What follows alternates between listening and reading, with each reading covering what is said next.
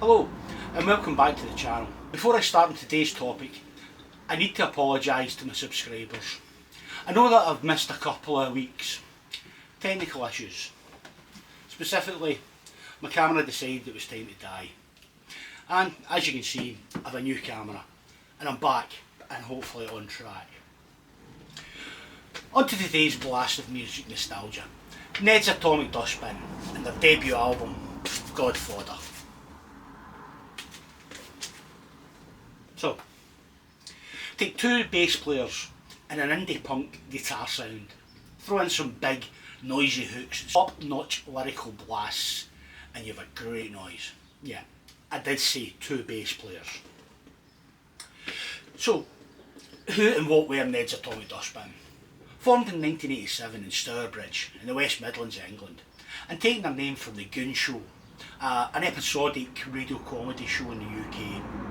Being unusual in having two bass players in the lineup, Alex Griffin, who played the melodies higher up the neck than you would normally expect from a bass guitar, and Matt Chelslin, who playing the regular bass lines on the other, along with a distorted effect leading guitar played by Gareth Rat Pride, giving the band a unique sub-hardcore meets UK alternative rock indie sound. Quickly gathering a strong fan base following early tour support slots with another UK alternative act, The Wonder Stuff, who will definitely be getting their own video at some point in the not too distant future.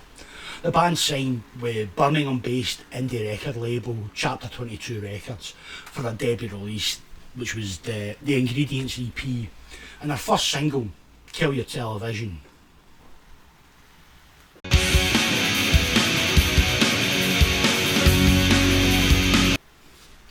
Kill Your Television reached number 53 in the UK singles chart and also topped the UK independent singles chart, which was quite a feat considering it was 1990 and the indie record scene in the UK was quite flat following the 80s heyday of labels like Factory, Two Tone, Rough Trade, and just before the rise of labels like Creation in the mid-90s.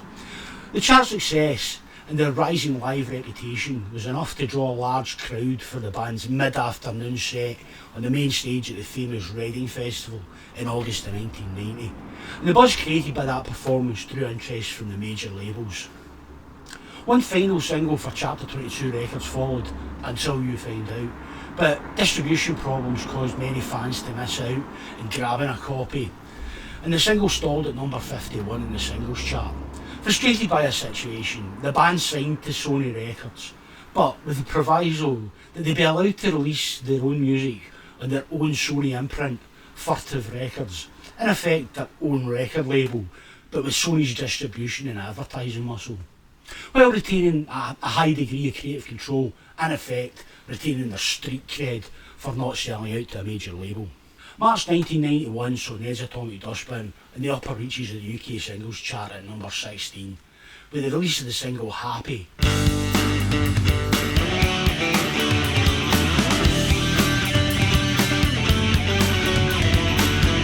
And an appearance on the UK TV show Top of the Pops. Their debut album Goldfinger was released shortly after in April of 1991, which reached number 4 in the album chart. July 1991 saw British music magazine NME claim the band along with the KLF, the Laz and Electronic making a bit of headway in the US. The band released the single Trust in 91 and America got the release of Kill Your Television and Grey Cell Green, the video for which proved to be a hit on MTV's 120 Minutes. The band recorded their second album, Are You Normal, in 92, featuring the singles Not Sleeping Around and Intact. 92 saw the band headline the NME stage at the famous Glastonbury Festival and spend the next 2 years touring the world. 94 saw the band record their final album, Brain Blood Volume, which showed a heavier sound, veering into punk and metal territory at times, but retaining the trademark melodic sensibilities of previous releases. Neds had one last UK top 40 single with All I Ask of Myself Is That I Hold Together in 95. It was split up following their 95 US tour. Not the end of the story, however.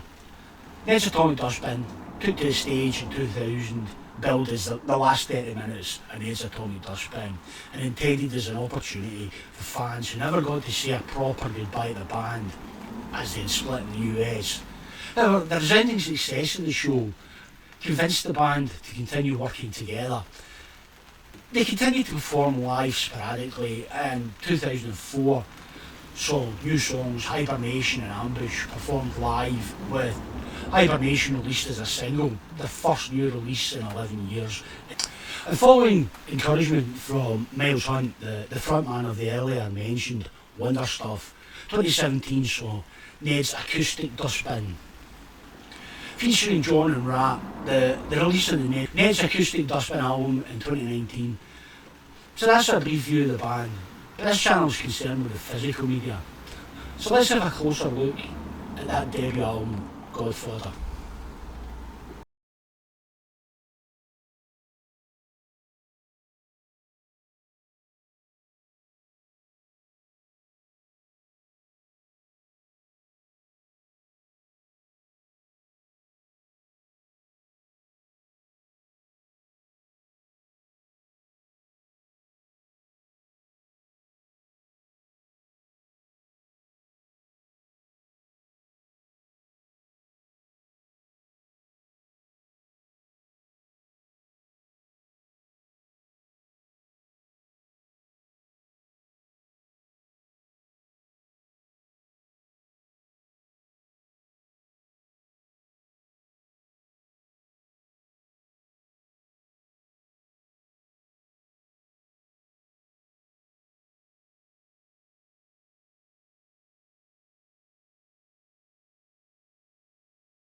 Great record, and while this is the vinyl reissue, I actually own the original CD and cassette release of this record from the early 90s.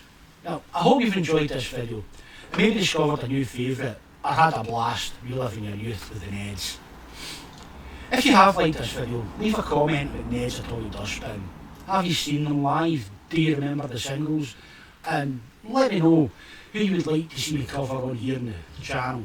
Remember, this is not just the music that I cover, it's the movies, the TV shows and the toys, the 80s and 90s that give us that wee nostalgic bump we occasionally need to make it through another week of being an adult. Until the next video, check out this previous music video. Take care.